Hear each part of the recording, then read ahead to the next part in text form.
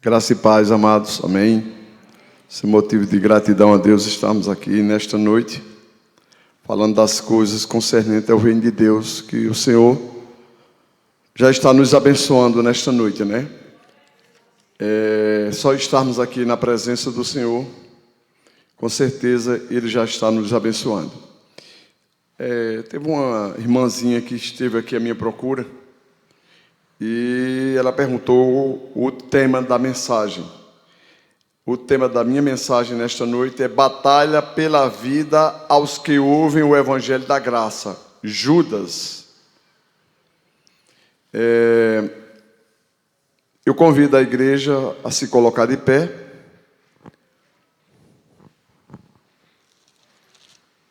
Nós vamos ler alguns versículos da carta de Judas, a penúltima, bem próximo ao Apocalipse. Judas. Nós vamos ler alguns versículos. Judas não tem capítulo, e sim versículos.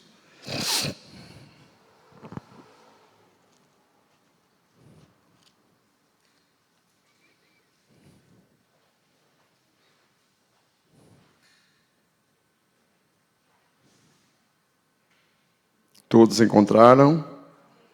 Amém? Então, nós vamos ler o versículo 3.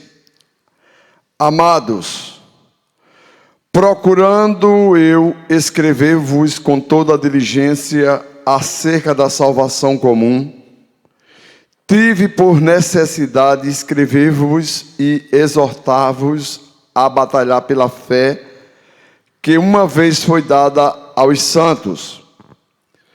Porque se introduziram alguns que já antes estavam escritos para este mesmo juízo, homens ímpios que convertem em dissolução, ou seja, em corrupção, a graça de Deus e negam a Deus, único dominador e Senhor nosso, Jesus Cristo. Mas quero lembrar-vos, com quem já uma vez soube isto, que havendo o Senhor salvo um povo, tirando-o da terra do Egito, destruiu depois os que não creram, e aos anjos que não guardaram o seu principado, mas deixaram a sua própria habitação, reservou na sua escuridão e em prisões eternas, até o juízo daquele dia.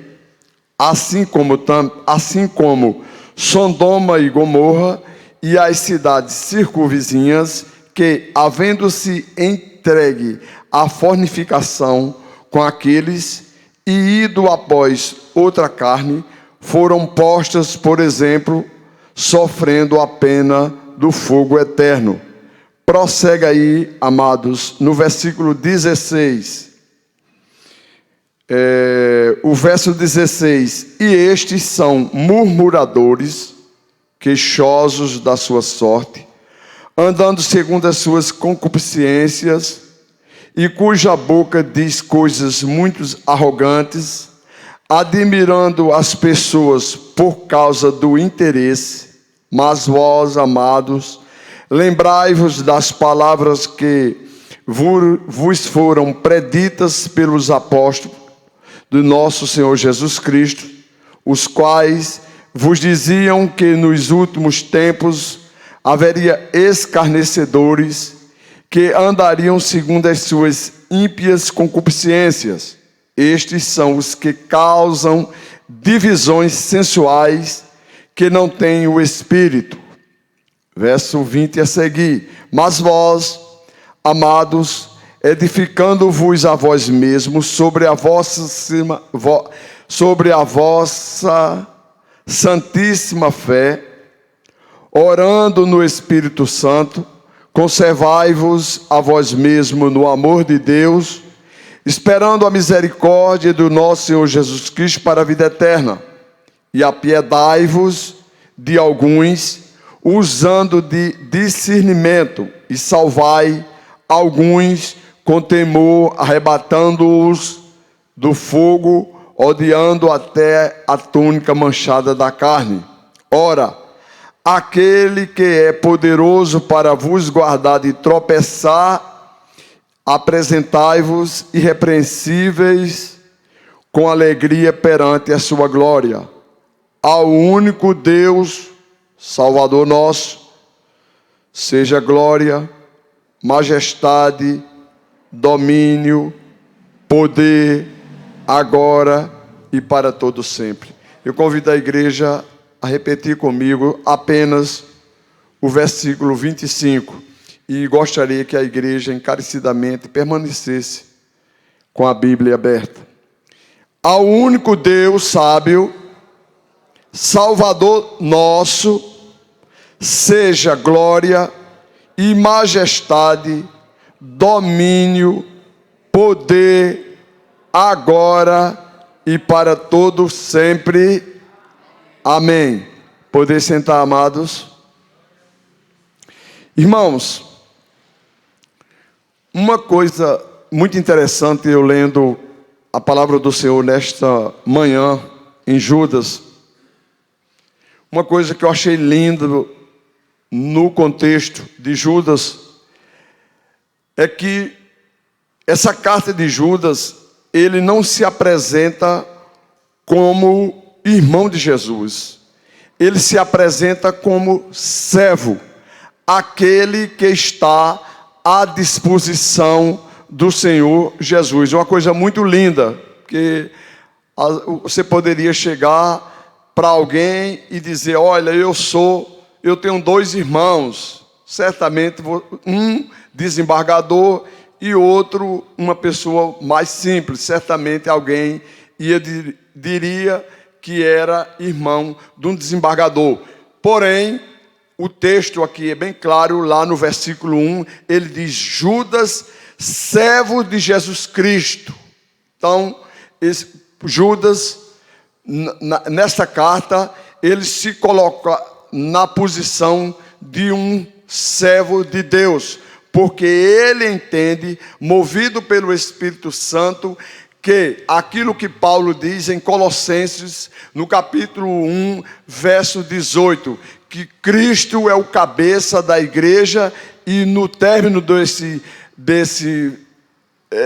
dessa carta, ele diz: ao único Deus sábio, Salvador nosso, seja glória, majestade, domínio, poder, agora e para todo sempre. O que é que ele está dizendo? Que somente o Senhor Jesus é merecedor de toda honra, de toda glória e de todo louvor.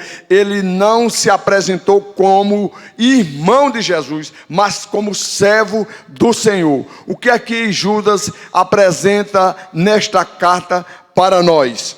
Os falsos mestres, a hipocrisia. A carta que está trazendo para nós aqui, essa mensagem, é que ele estava trazendo aqui uma reflexão para nós na igreja atual, que ali estava uma apostasia muito grande, os falsos mestres se intrometendo ali na igreja, trazendo renovações, inovações, um novo evangelho, um evangelho fácil. E partindo desse princípio, qual o objetivo dessa carta de Judas à igreja? Era que eles batalhassem pela fé. Uma fé que nós, pela graça de Deus, fomos privilegiados, porque o apóstolo Paulo diz em 2 Tessalonicenses, no capítulo 3, verso 2, que a fé não é para todos.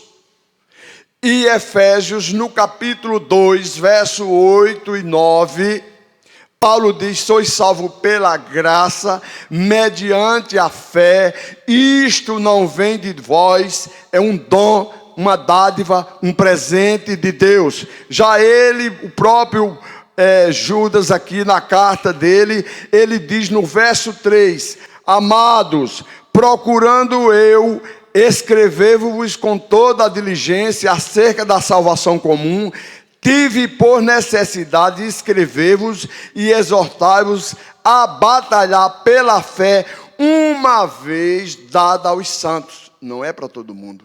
O mundo não pode receber nada de Deus espiritualmente falando, se não for por meio do Espírito Santo de Deus. Amém, igreja? Então Judas, ele exorta a igreja a evitar tipos de contato, de absorver aquilo que os falsos mestres estavam introduzindo dentro da igreja por interesses falsos, querendo assim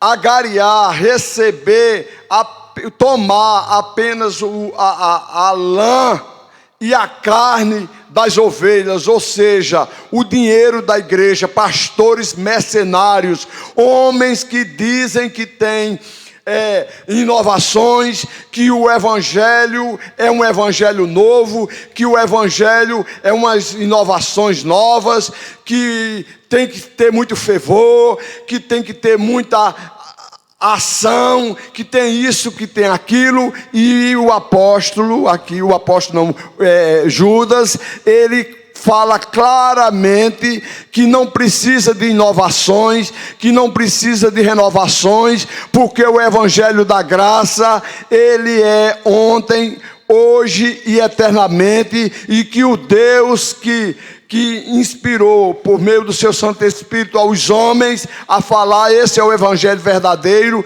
e que os homens precisam entender que não precisa ser fervoroso, cheio de renovações, mas que a beleza da igreja está na sua santidade e justiça.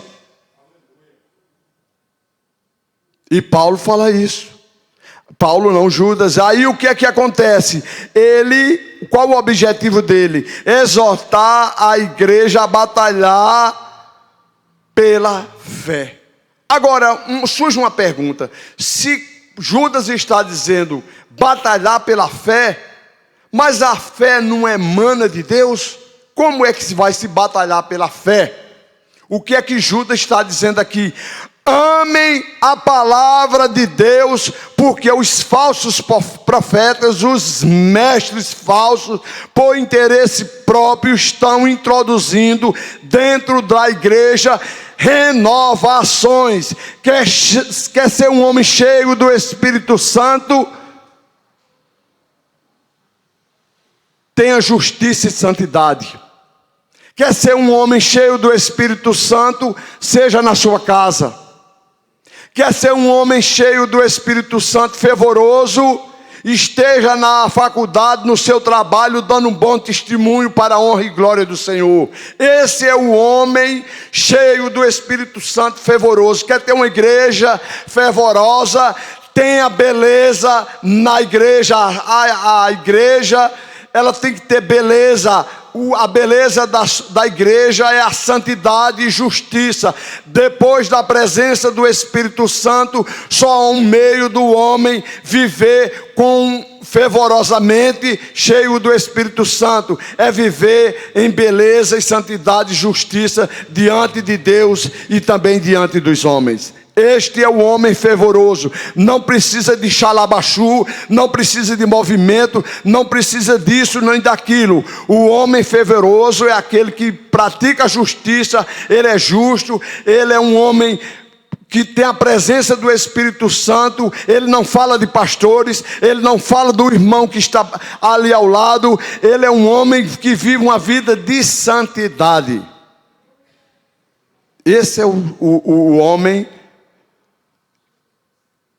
que a igreja, que a carta de Judas traz essa exortação para aquela igreja, porque aqueles homens estavam infiltrados dentro da igreja, trazendo renovações, movimentos dentro da igreja. O que é que nós aprendemos aqui, amados, com esta carta? É que nós viemos ao Senhor porque Ele nos chamou. Nós não estamos aqui de graça. Se Deus não chamar, se Deus não eleger, se Deus não justificar, se Deus não regenerar, o homem não vem para a presença dele. A palavra de Deus diz isso lá em João 6,37, 6,44 e 6,65. Quando Adão pecou lá no Éden, Deus que foi à procura de Adão e não o homem à procura de Deus. Nós, crentes em Cristo Jesus, somos impulsionados pelo Espírito Santo de Deus. É o Espírito Santo de Deus que faz a diferença na vida do crente. O crente é justificado. Essa justificação acontece lá no tribunal de Deus. É uma decisão jurídica. Não acontece na alma do homem. E sim, na alma do homem acontece uma regeneração. O que é uma regeneração? Restabelecer aquilo que fora destituído. Gênesis capítulo 1, verso 26, diz: façamos o homem conforme a nossa semelhança, conforme a nossa imagem e semelhança. O que é que o texto está trazendo para nós? Está falando em termos de caráter, trazer os padrões bíblicos. O homem que ora fora destituído da glória de Deus, senão o homem ser igual a Deus. É isso que o texto fala. Então o homem, ele precisa entender que nós, igreja, nós só viemos para o Senhor porque Ele nos chamou. Outra coisa importante para nós nesta noite, que a carta nos traz à memória, é que nós somos amados de Deus. O texto diz: amados, procurando eu vos escrever com toda diligência acerca da salvação comum, tive por necessidade escrever-vos, exortar-vos a batalhar pela fé, uma vez que foi dada aos santos. Olha o tratamento que a carta de Judas traz para a igreja. Amados, nós somos amados do Senhor. Agora nós temos um Pai. Amém? Nós também, amados, precisamos entender que nós somos guardados por Ele. Nós, igreja, somos guardados por Ele. Por esta razão que nós não podemos perder a nossa identidade espiritual. Se nós esfriarmos na fé, o mundo nos engole vivo. Mas o apóstolo Paulo, cheio do Espírito Santo, ele diz lá em Romanos, no capítulo 12, verso 1: rogo-vos, porém, irmãos, que apresentei os vossos corpos em sacrifício vivo, santo e agradável a Deus. Não sedes conformados com este mundo, mas sede renovado pelo vosso entendimento, para que possais saber qual é a boa, agradável e perfeita vontade de Deus em nossas vidas. E o texto prossegue dizendo que nós fomos guardados por Deus. Colossenses no capítulo 3: amados, agora nós somos filhos de Deus. Nós somos filhos de Deus, e ainda não é manifestado o que seremos. Quando Ele se manifestar, assim como Ele é, nós o veremos. Colossenses capítulo 3, verso 2.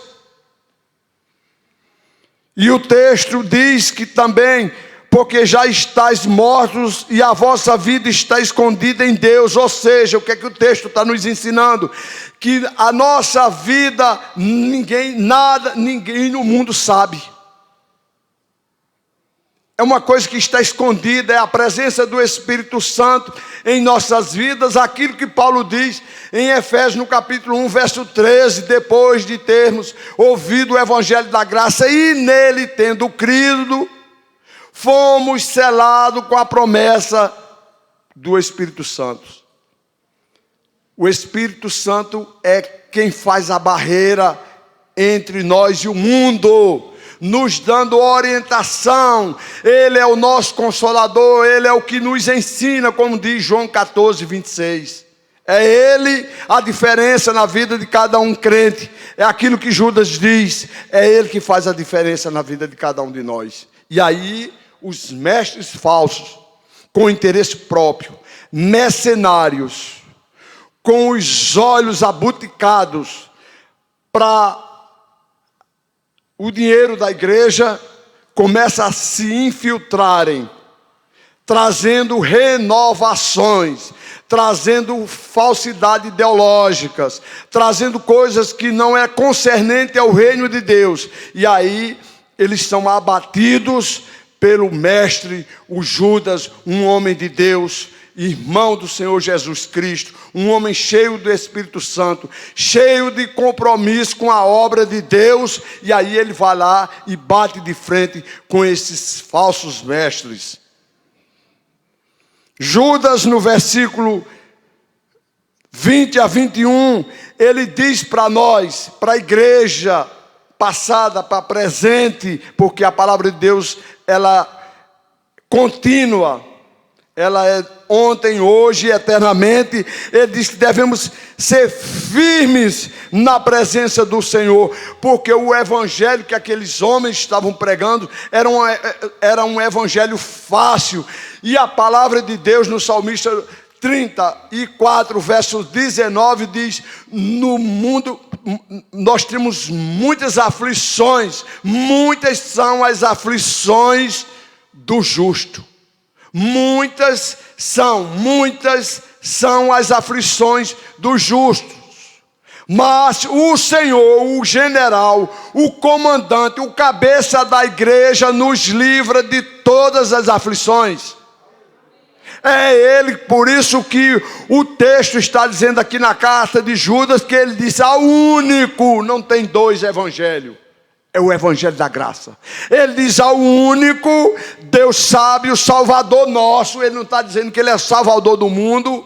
Ele diz lá em João 17:9, eu rogo por eles, não rogo pelo mundo, rogo por aquele que tu me deste. Uma eleição que aconteceu lá no tribunal de Deus. Não foi uma decisão jurídica na alma do homem. A salvação acontece lá no tribunal, uma decisão jurídica lá no tribunal de Deus, e não na alma do homem. O homem é regenerado. É aquilo que eu disse: trazer o homem, restabelecer o homem perdido, morto, andando na contramão da vida, sem discernimento espiritual, depois de ter ouvido o evangelho da graça e nele tendo crido, ou seja, ele recebeu uma graça capacitadora.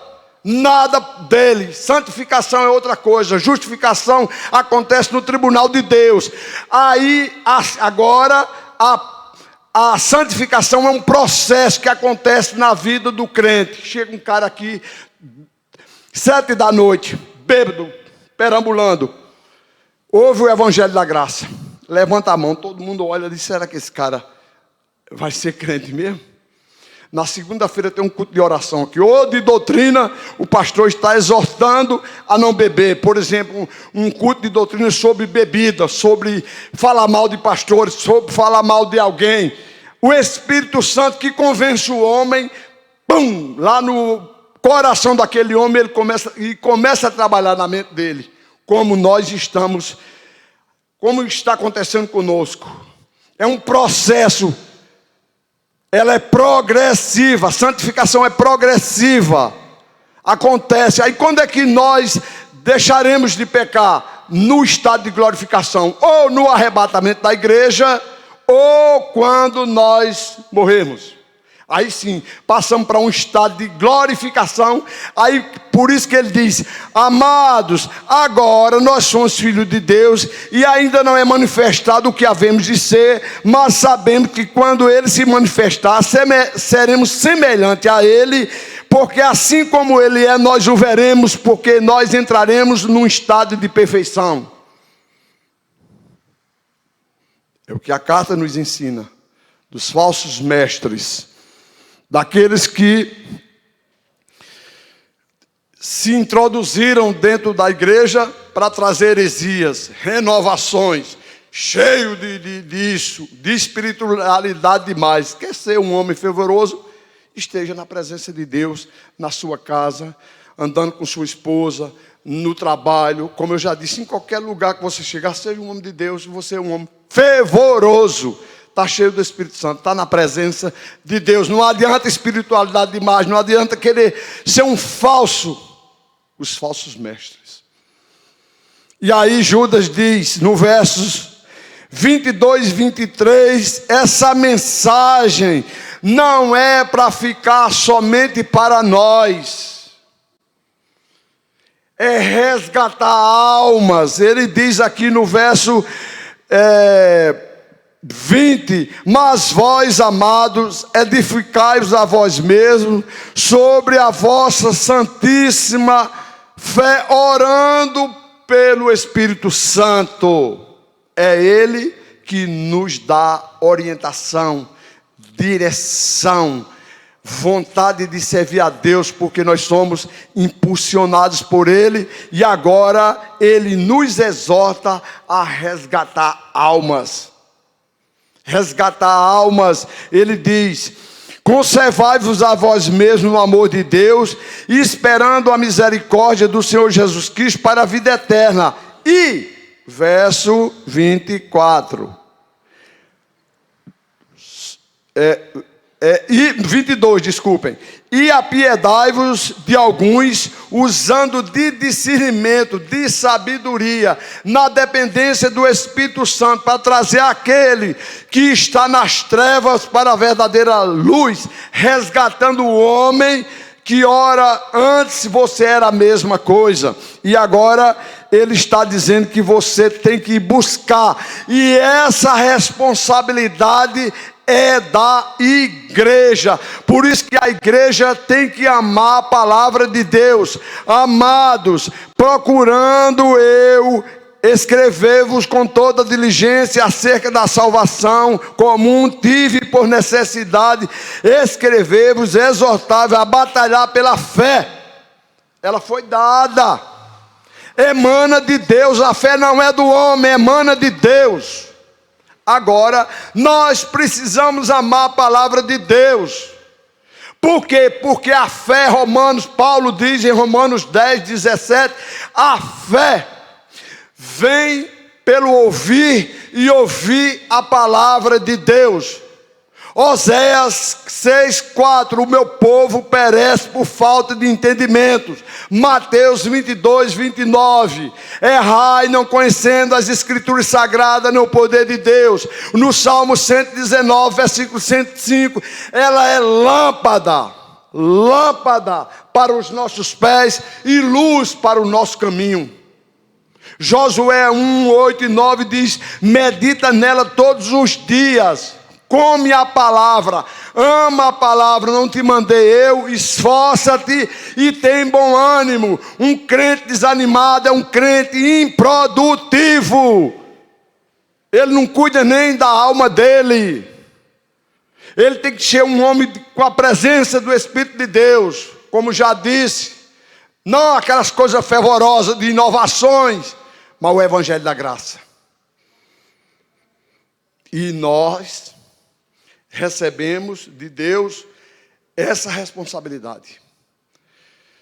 Marcos capítulo 16, verso 15 a 16, ali não é uma recomendação, é uma determinação do Senhor, o ide.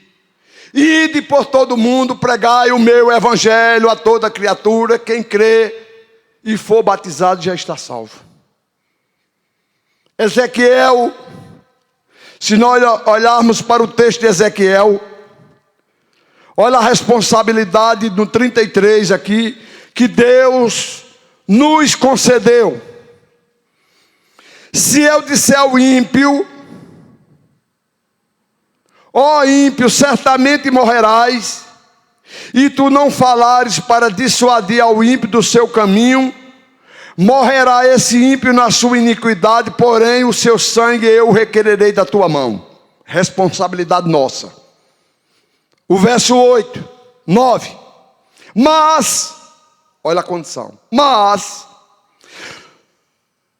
se advertires o ímpio do seu caminho, para que ele se converta e ele não se converter do seu caminho, ele morrerá na sua iniquidade, mas tu livraste a tua alma. Então a responsabilidade é nossa. O ide de proclamar o evangelho, aquilo que Judas estava dizendo, no meio daqueles falsos mestres que estavam trazendo inovações, modificações, divisões na igreja, xalabaxu, tripa na bacia. Era isso que eles estavam pregando. Mas o Espírito de Deus, falando ao coração de Judas, disse: não, Judas, tu vai lá e vai dizer o que é o verdadeiro evangelho da graça. Finalizo, amados, dizendo uma coisa imprescindível aqui para nós. O verso 24 da carta de Judas.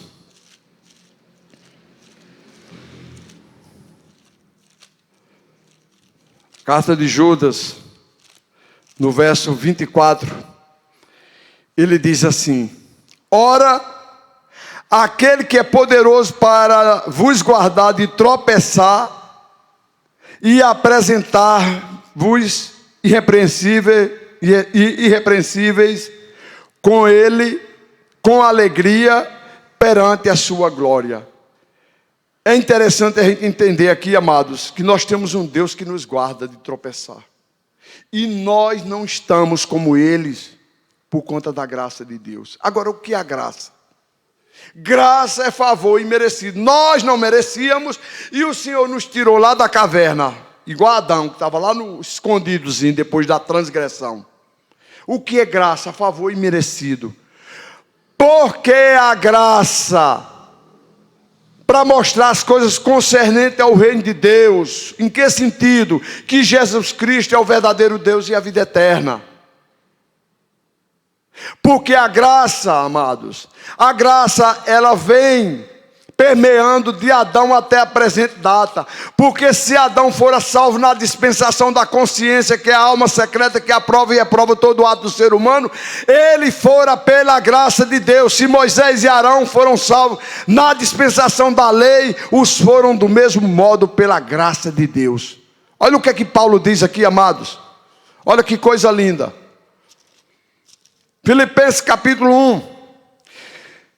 Verso 8, tenham por certo isto mesmo, que aquele que em vós começou a boa obra, a aperfeiçoará até o último dia de Jesus Cristo. Verso 7, como tenho por justo sentir isto de vós todos, porque vos retenho em meu coração, pois todos vós fostes participantes da mesma graça, tanto nas minhas prisões, como na minha defesa, na confirmação do Evangelho. Todos nós somos participantes da mesma graça. Se não fosse a graça de Deus, nós estaríamos como esses falsos profetas, trazendo divisões na igreja, dissensões, falando em renovações. Mas o Senhor, o Deus que começou a boa obra na vida de nós, haverá de terminar, porque Ele não é homem para que minta, nem um filho do homem para que se arrependa. Finalmente, amados, nós precisamos entender uma coisa aqui em Judas, na carta de Judas, para concluir, é que tem uma doxologia, ou seja, uma adoração, um louvor aqui muito lindo, que é o término da carta, quando ele diz: ao único Deus sábio, ao único Deus sábio, ao único Deus sábio. Deuteronômio capítulo 6, verso 4. Há um só Deus Todo-Poderoso.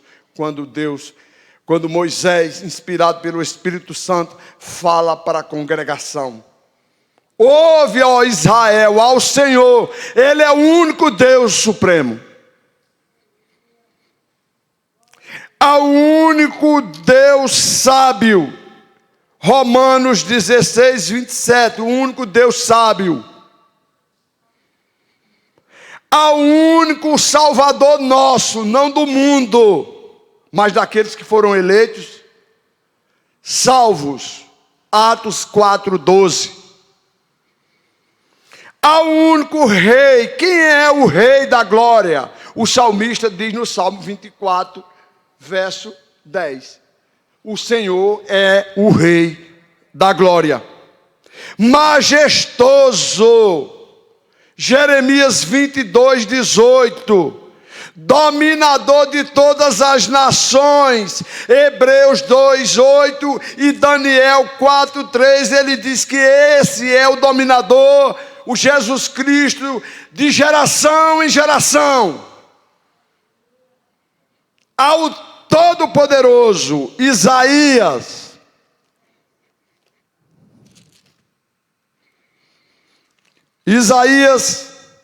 no capítulo 12. Olha que coisa linda ele diz aqui para nós, amados. Verso 5. Cantai ao Senhor, porque fez coisas grandiosas. Saiba isto em toda a terra. Aquilo que o Espírito de Deus fala na carta a Judas: resgatar a igreja. Apiedai-vos daqueles que estão sem discernimento espiritual. Com discernimento espiritual. Cantai ao Senhor, porque fez grandes coisas. Saiba isto em toda a terra. O que ele fez? Olhou para Cabral, olhou para a igreja e resgatou todos nós, a igreja do lamaçal do pecado. Aí ele diz: diga isto em todas a terra. Aí o verso 6 diz: exulta e jubila, ó habitantes de Sião, porque o grande e o santo de Israel está no meio de ti. A presença gloriosa de Deus nas nossas vidas está presente e não precisa ser visível para ser real, porque a presença do Espírito Santo em nossas vidas já é fato. João 14:17. O Espírito de verdade que o mundo não pode receber, não vê nem o conhece, mas nós que o conhecemos, porque ele habita dentro de nós. É a presença gloriosa do Espírito Santo que faz diferença na vida de cada um de nós. Por esta razão, amado, que esse Senhor, a Bíblia diz aqui em Judas,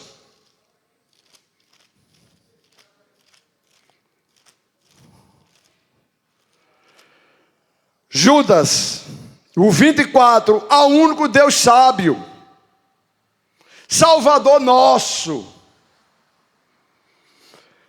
cheio de glória, majestade, domínio, poder, agora e para todo sempre, de geração em geração. Que o Senhor nos abençoe.